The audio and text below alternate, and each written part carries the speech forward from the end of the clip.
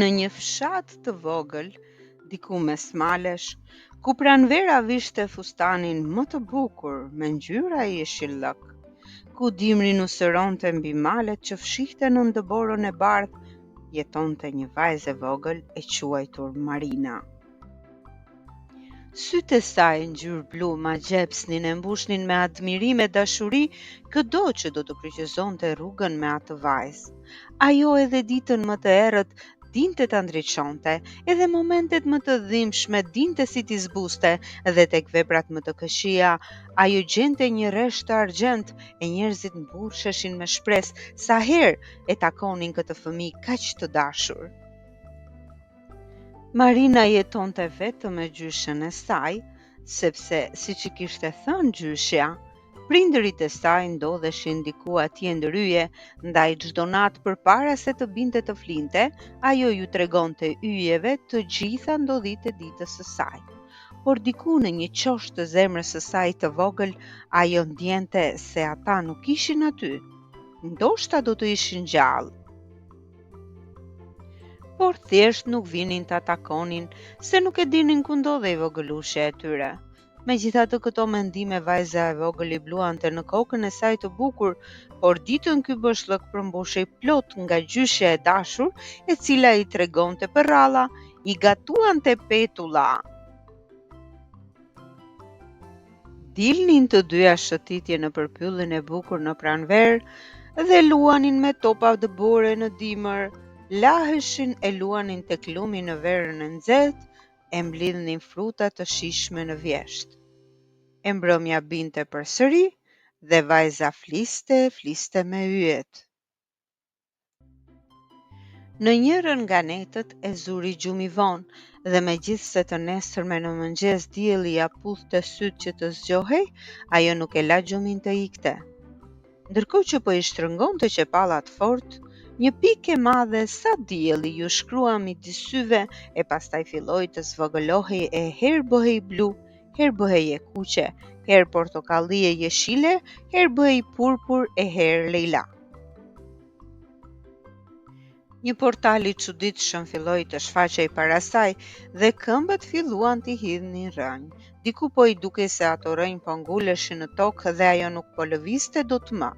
Portali ndriçonte si rrezet e diellit dhe një zanë e bardhë ftoi të hynte në atë portal, i cili ngjante me diellin e mëngjesit. Një dritë e bardhë u shfaq para saj dhe dal ngadal kjo dritë e bukur mori formën e një njeriu.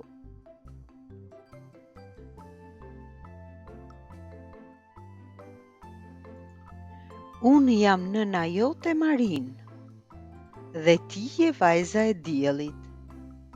Ditën që ti linde, një stuhi e papritur na gjeti të papërgatitur dhe era të rrëmbeu fshehtas nga krevati yt e të çoi në tokë, pranë asaj nëne të moshuar që shpirti i qëdjegur për një fëmijë. Gjysës tënde i vdiq një vajzë e re e cila ishte e sëmur.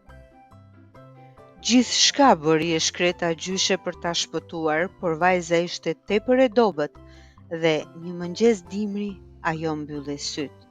E qau e shkreta nën dhe ju lut erës t'i sillte një fëmijë. Era e frikësuar se lëkura jote e holl nga dielli do të digjej e nga e bardhë si dëbor do të bëhej si bukë e pjekur, por edhe sepse ju dhimbs ajo nënë e mjerë, të mori nga unë dhe të zbriti në tokë. Të kërkuam dhe të gjetëm, por kur pam sa lumturi dhe asaj nëne, kur pam sa gëzim ju jep banorëve të atij fshati, menduam të mos të marrim më, edhe pse çdo ditë të shohim e të shmallemi me ty, kur shkonte lumi që të lahesh e ngrohim fort që të mos ftohesh, kur ju afrohesh brigjeve e ahoneve era të fryn e të çon në krahun tjetër, jemi gjithmonë pranë teje bija jon, por na lumturon që ti je e lumtur me gjyshen tënde. Dhe gjyshja jote ka shëruar plagën. Nëse do të duash të vish, ne do të jemi këtu. Ajo i dha një top të madh të verdhë të ndritshëm si dielli dhe i tha: "Ky është dielli yt Marin.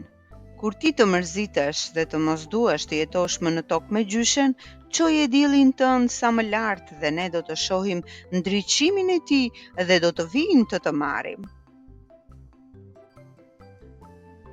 Marina u lumturua, e mori diellin nën sqetull dhe i premtoi të ëmës se do të kthehej shumë shpejt tek ajo, sapo të përshëndetej me gjyshen.